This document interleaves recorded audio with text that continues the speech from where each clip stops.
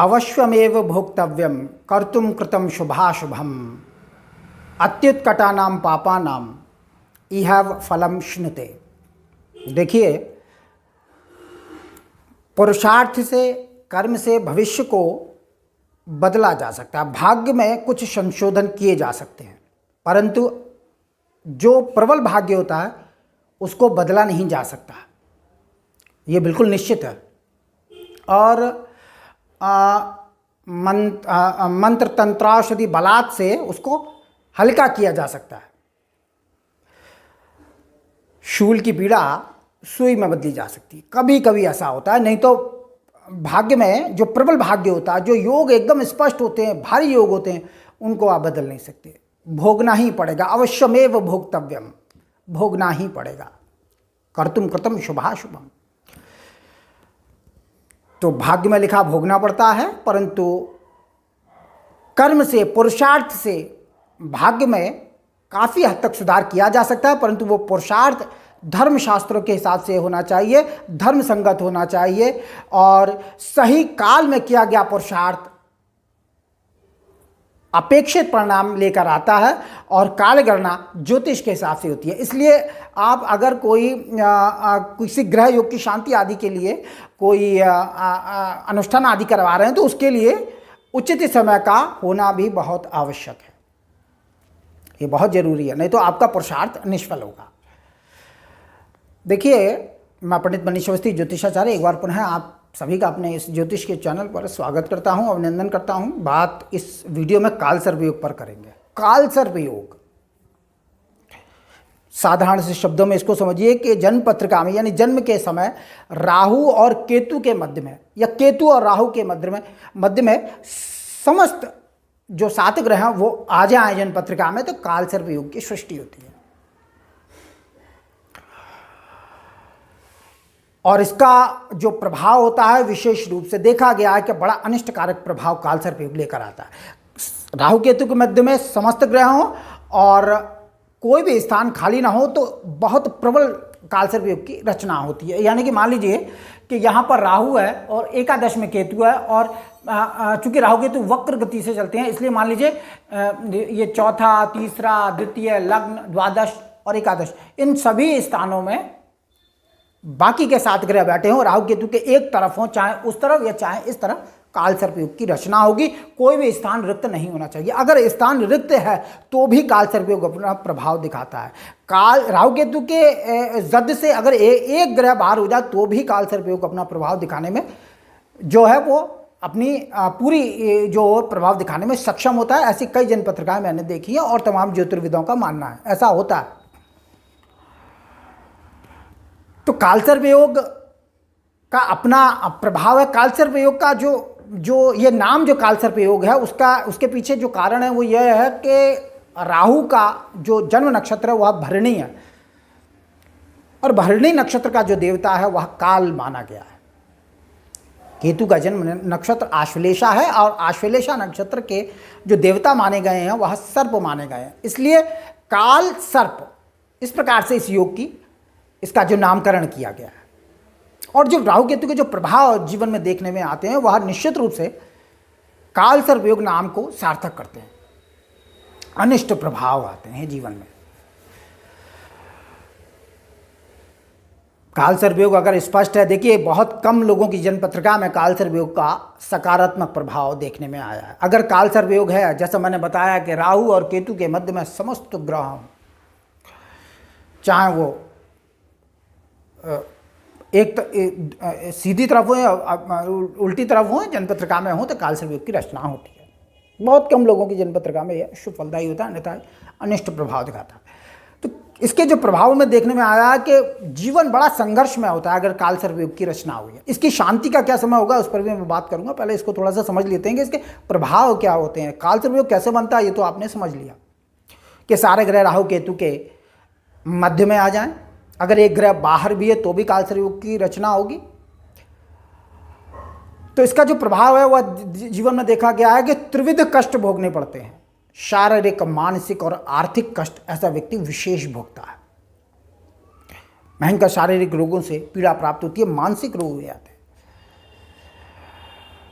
और आर्थिक रूप से बहुत परेशान, जीवन में बड़े विलंब से यश मान सम्मान की प्राप्ति होती है परंतु बहुत विलंब से। अगर अन्य ग्रहों का सहयोग अच्छा है तो जीवन में एक लंबे समय तक कष्ट भोगने के बाद आपके जीवन में सुख शांति समृद्धि आएगी, परंतु राहु केतु अपना असर दिखा कर रहते हैं। ये बहुत प्रबल योग माना गया है। अन्य बहुत से ज्योतिष ग्रंथों में इसका उल्लेख भी मिलता है। तो विलंब के बाद सफलता देने वाले होते हैं। प्रायः कालसर्प योग हो तो विवाह नहीं होने देता, विवाह होता है तो विवाह को चलने नहीं देता, बाधाएं आती हैं, अलगाव हो जाता है, तलाक आदि देखने में आते हैं। अगर ऐसा ना हो तो संतान बाधा देने वाला होता है। आर्थिक रूप से परेशान, बेहद परेशान, कालसर्प योग। और आपके कई प्रकार से शारीरिक, मानसिक और आर्थिक कष्टों से जूझना पड़ता है। जीवन साथी अच्छा नहीं मिलता, चाहे वो स्त्री हो या पुरुष हो। लड़ने झगड़ने वाले मिलते हैं, अकारण परेशान करने वाले मिलते हैं। कई प्रकार से कालसर्प योग आपको पीड़ा देता है। अगर कालसर्प योग जन्म पत्रिका में चतुर्थ, दशम से अष्टम और धन स्थान से या द्वादश और षष्ठ भाव से बने तो विशेष अशुभ फलदायी देखने में आया। वैसे तो किसी भी भाव में कालसर्प योग बने, यानी राहु केतु जिस भाव में बैठे उस भाव का विशेष अनिष्ट प्रभाव दिखाते हैं, ये बिल्कुल निश्चित है। लेकिन अष्टम में राहु या धन में केतु हो, इसको अनिष्ट माना गया है। और द्वादश में राहु और इधर केतु हो, और आपके चतुर्थ में राहु और दशम में केतु हो या विपरीत स्थिति हो तो भी कालसर्प योग अपना विशेष प्रभाव दिखाता है। लेकिन जिन लोगों की जन्म पत्रिका में कालसर्प योग अपना शुभ प्रभाव दिखा दे तो उनके जीवन में जब राहु की महादशा लगती है या किसी भी ग्रह की महादशा में राहु का अंतर आता है, उस समय वह व्यक्ति रंक से राजा बनता है। बहुत स्वर्णिम समय होता है जब कालसर्प योग अपना अच्छा प्रभाव दिखा दे। कम होता है लेकिन होता है। गोचर में जब राहु जन्मस्थ राहु के ऊपर आता है उस समय विशेष शुभ फल प्राप्त होते हैं। और जिनके अनिष्ट प्रभाव दिखाता है उनके लिए राहु की महादशा भयंकर कष्टप्रद सिद्ध होती है। गोचर में जब जन्मस्थ राहु के ऊपर राहु आएगा, अगर कालसर्प योग दुष्प्रभाव दिखाएगा तो मटिया मेट करके रख देता। तो कालसर्प योग के अनेक दुष्प्रभाव बताए गए हैं शास्त्रों में, और इसकी शांति का निश्चित जो कालांश होता है, जब वर्ष मध्य में गोचर में कालसर्प योग बने तो उस समय कालसर्प योग की शांति करवानी चाहिए, उससे विशेष फल प्राप्त होता है। अभी 2025 जुलाई के महीने में, अभी 18 जून 2025 से लेकर 1 जुलाई 2025 तक कालसर्प योग की रचना हो रही है, बना हुआ है इस समय कालसर्प योग। उसके बाद अभी 15 जुलाई 2025 से लेकर और आपके 22 जुलाई 2025 तक आपका कालसर्प योग गोचर में बनेगा। तो इस कालांश में जिन लोगों के कालसर्प योग है उसमें इस कालांश में उज्जैन, नासिक आदि में जाके कालसर्प योग की विधान पूर्वक शांति करवानी चाहिए।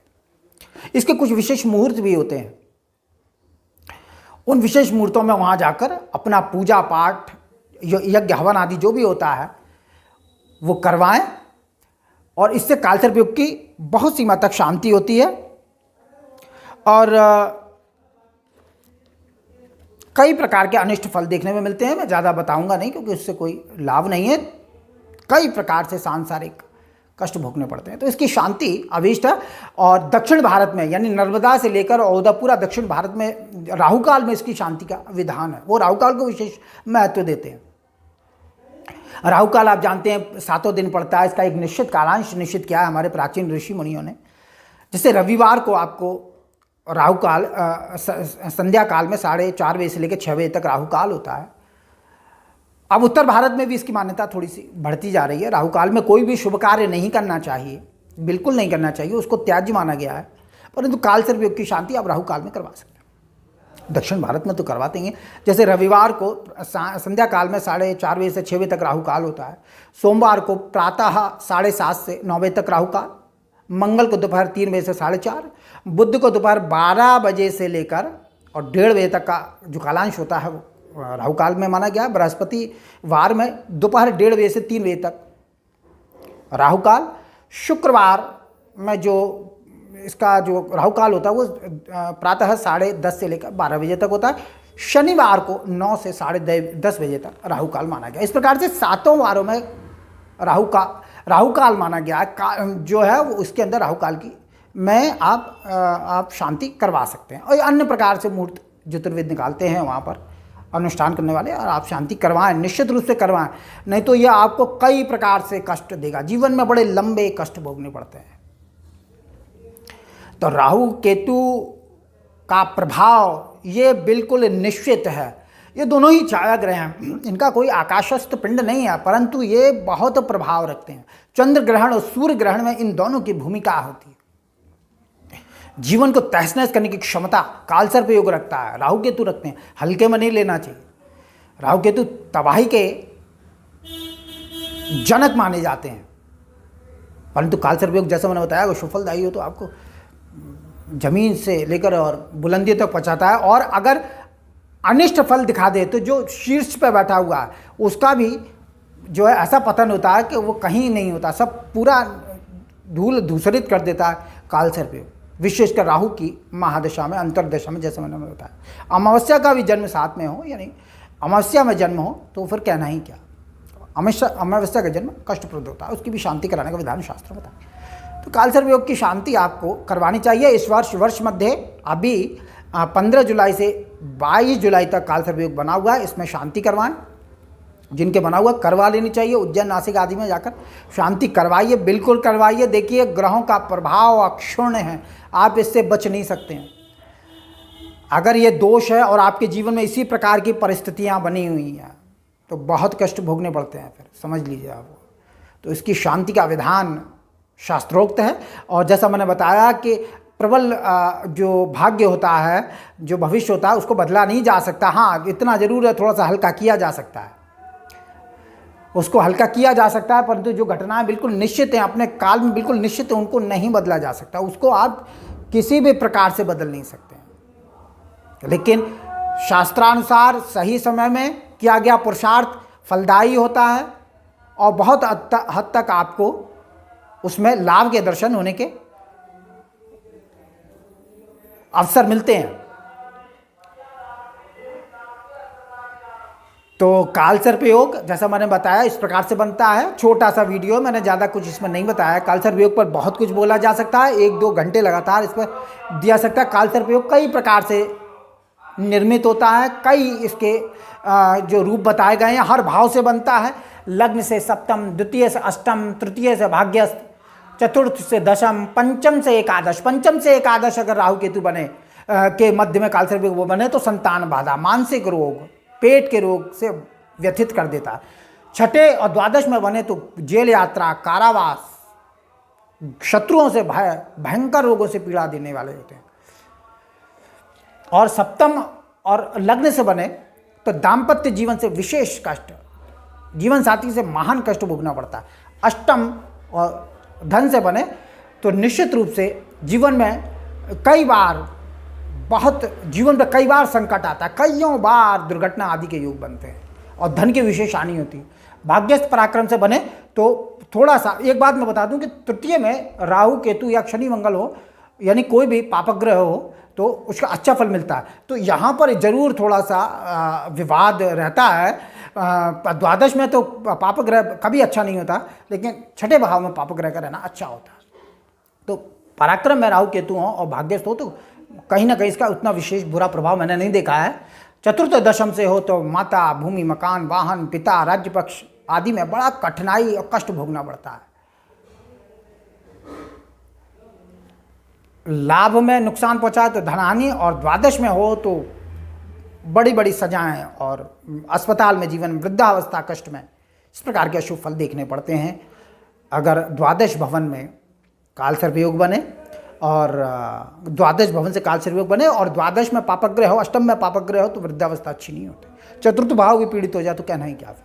वृद्धावस्था प्रायः वृद्धाश्रम और कहीं एकांतवास करके व्यक्ति गुजारता है। कभी कभी बड़ी बड़ी सजाएं भी भोगनी पड़ती हैं तो जीवन नष्ट हो जाता है। तो कालसर्प योग की शांति अभीष्ट है, उसको करवानी चाहिए शुभ मुहूर्त में। इसमें लेतलाली अच्छी नहीं होती है। और यथाशक्ति धर्म शास्त्रानुसार अगर आप शांति, ग्रहों को साधिए, देखिए ग्रहों को साधना जरूरी है। कितने भी तर्क वितर्क दिए जाएं, लेकिन भाग्य की मर्यादा का भूमि लोक में रहने वाला व्यक्ति उल्लंघन नहीं कर सकता है। भाग्य प्रबल होता है, इसको बदला जा सकता है, परंतु धर्मशास्त्र के अनुसार पुरुषार्थ करने पर। अन्यथा आपका कोई भी पुरुषार्थ, आपकी बुद्धि बल, आपका धन बल, आपका जो भी आपका पुरुषार्थ है, आपके अपने सब तमाशा देखते हैं, वो कुछ नहीं कर सकते जिस समय दुर्भाग्य उदय होता है। तो ये जरूरी है, शांति करवाएं और भगवान की शरण लेने से आपके निश्चित रूप से कई समस्याओं का समाधान बड़ी सहजता से होगा। तो इस वीडियो में इतना ही। मेरा वीडियो अच्छा लगे इसे लाइक करें, शेयर करें, सब्सक्राइब करें। जिन पत्र का विश्लेषण के इच्छुक नमस्कार।